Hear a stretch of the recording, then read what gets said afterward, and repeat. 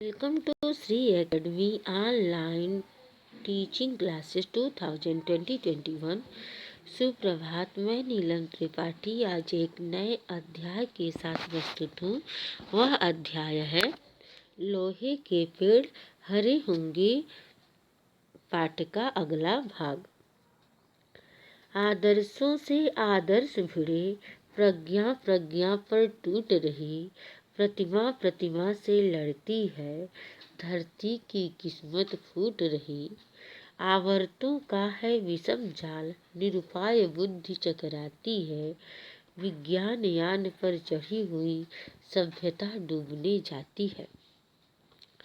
कवि कहते हैं कि ये जो विकास का पथ है वो एक दिन ऐसा लाएगा कि आदर्शों से ही आदर्श टकराने लगेंगे और बुद्धि से ही बुद्धि नष्ट होगी। प्रतिमा प्रतिमा में यानी मूर्तियां मूर्तियां से लड़ती हुई प्रतीत होंगी और जब ऐसा होगा तो धरती की किस्मत फूट जाएगी, अर्थात धरती पर विनाश ही विनाश होगा। आवर्तों का है विषम जाल। इस संसार में विशेष रूप से अनेकों प्रकार की विडंबनाएं जाल विद्यमान है और जिसे देखकर बिना उपाय के बुद्धि भी चकराने लगेगी। विज्ञान यान पर चढ़ी हुई सभ्यता डूबने जाती है, यानी अपने विज्ञान रूपी यान पर ये जो सभ्यता है वह विकास के उत्तरोत्तर आगे बढ़ती जा रही है, वह डूबने की कगार पर हो जाएगी। अर्थात इस संसार का, इस पृथ्वी का जो विकास था वो समाप्त हो जाएगा। जब जब मस्तिष्क जयी होता संसार ज्ञान से चलता है, शीतलता की है राह हृदय, तू यह संकट सुनाता चल। कवि कहते हैं कि जब जब मस्तिष्क पर लोग विजय प्राप्त करते हैं तो यह पूरा संसार ज्ञान से ही चलता है। इस संसार में ज्ञान ही ऐसी चीज है जिस पर लोग विजय प्राप्त नहीं कर सकते। मस्तिष्क पर लोग विजय प्राप्त कर सकते हैं, लेकिन जो ज्ञान है वह असीम और अथाह है। उसके आधार पर ही यह पृथ्वी का विकास हुआ है। तो कवि सीख देते हैं कि हे मनुष्य, शीतलता की है राह हृदय, अर्थात आपसी मिल मिलाप की भावना से ही व्यक्ति का विकास होगा। और यही गान तो सबको सुनाते चलो, सबको बताते चलो कि लड़ाई झगड़ा करने से कुछ भी हासिल होने वाला नहीं है। सूरज है जग का बुझा बुझा, चंद्रमा मलिन सा लगता है, सबकी कोशिश बेकार हुई, आलोक न इनका जगता है। इन मलिन ग्रहों के प्राणों में कोई नवीन आभा भर दे, जादूगर अपने दर्पण पर घिसकर इनको ताजा कर दे। दीपक के जलते प्राण दिवाली तभी सुहावन होती है। कवि कहते हैं कि सूरज है जग का बुझा बुझा। जब इस संसार का जो विकास है चरमोत्कर्ष पे हो जाएगा, अनेक प्रकार की प्रदूषण यहाँ विद्यमान हो जाएगा, तब यहाँ का जो सूरज है, इस संसार का जो प्रकाश है इस संसार में, वह समाप्त हो जाएगा, बुझा बुझा सा प्रतीत होगा। चंद्रमा और सूर्य की किरणें मलिन सी प्रतीत होंगी, क्योंकि चंद्रमा भी सूर्य के प्रकाश से ही प्रकाशित होता है। जो भी कोशिश की जाएगी सारा बेकार होगा और कोई व्यक्ति यहाँ के प्रकाश को नहीं जगा सकता। इनके जो ग्रह हैं, ग्रहों के प्राणों में, ये जो ग्रह, इस मनुष्य रूपी जो सारे ग्रह हैं, इनमें कोई नवीन कांति नहीं होगी, ये सारे बुझदिल हो जाएंगे। और तो कवि कल्पना करते हुए कहता है कि हे जादूगर वाले ईश्वर, आप ऐसा दर्पण शीशे पर ऐसा कार्य कर दो कि वह दर्पण पुनः दिखने लगे, अर्थात लोगों को अपनी करतूतें नजर आने लगे, कमियां नजर आने लगे, जिससे लोग अपने को स्थिति को सुधार लें। क्योंकि दीपक जब जलता है तभी दिवाली अच्छी लगती है, अर्थात दीपक यदि न जले तो रोशनी नहीं आ सकती। उसी तरह से ही मानो, जब तक तुम परिश्रम नहीं करोगे और अपने विकास के पथ की बात को नहीं समझोगे, तब तक तुम्हारा विकास नहीं हो सकता। तुम विकास की बजाय पतन की ओर उन्मुख हो जाओगे। रोशनी जगत को देने को अपनी अस्थियां जलाता चल, क्या उन्हें देख विस्मित होना जो है अलमस्त बहारों में।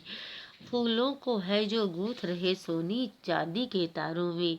मानवता का तू भी प्रगंध छाया का आदि पुजारी है। वेदना पुत्र तू तो केवल जलने भर का अधिकारी है। ले बड़ी खुशी से उठा सरोवर में जो हंसता चांद मिले। दर्पण नीरज कर फूल मगर उसको भी मोह चुकाता चल। कवि कहते हैं कि रोशनी जगत को देने को अपनी अस्थियां, यानी संसार में प्रकाश को लाने के लिए, उचित ज्ञान को देने के लिए हे मनुष्य हमेशा तुम तत्पर रहो।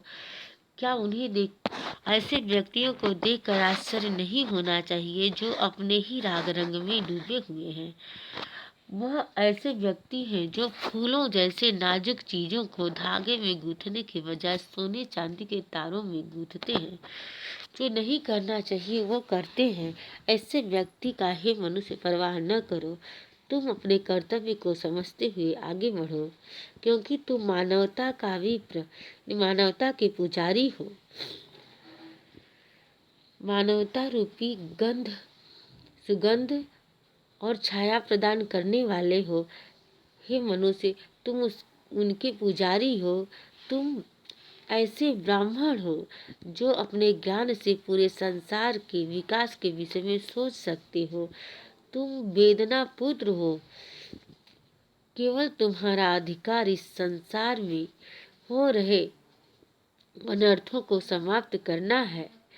तुम केवल अपने प्रयासों से इस संसार में विकास करने के लिए ही उत्पन्न हुए हो। हे मनुष्य, तुम इस संसार के ऐसे लोगों की परवाह न करो जो केवल अनर्थ ही अनर्थ करते हैं, बल्कि उनको करने से मना करो। ले बड़ी खुशी से उठा सरोवर में जो हंसता चांद मिले। जो खुश होकर सरोवर में तालाब में हंसते हुए चांद के समान है, ऐसे वीर व्यक्तियों के मूल्य को चुकाते चलो जो देश के विकास के लिए दर्पण में भी फूल बना दिए और इस पूरे संसार को बहुत ही नाजुक ढंग से सजो कर रखा। ऐसे व्यक्तियों के मूल्य को झुकाते हुए चलो। इस संसार में जहाँ भी आपत्तियां और विपत्तियों का संशय हो उसे नष्ट करो और उनको सीख दो कि मनुष्य ऐसा नहीं करना चाहिए, और ये ऐसा करेगा तो वो भी विनाश की ओर उन्मुख होगा, फिर उसे बचाने वाला कोई नहीं होगा। तो आशा है बच्चों आप सभी लोग इस पाठ के आशय को, सार को समझ गए होंगे। तो आइए इस कवि के जीवन परिचय को देखते हैं। कवि रामधारी सिंह दिनकर हैं। इनका जन्म 30 सितंबर 1908 में बिहार के मुंगेर जिले में हुआ। 1952 में इन्हें राज्यसभा का सदस्य मनोनीत किया गया। हिंदी साहित्य में सूर्य बनकर चमके और अपना उपनाम दिनकर सार्थक किया। इनको पद्म भूषण से सम्मानित किया गया। उर्वशी महाकाव्य के लिए इन्हें ज्ञानपीठ पुरस्कार प्रदान किया गया। संस्कृत के 4 अध्याय रश्मिरथी, कुरुक्षेत्र तथा परशुराम की प्रतिज्ञा इनकी यानी प्रसिद्ध कृतियां हैं। प्रतीक्षा इस पाठ के शब्द अर्थ हैं। गान का अर्थ है गीत।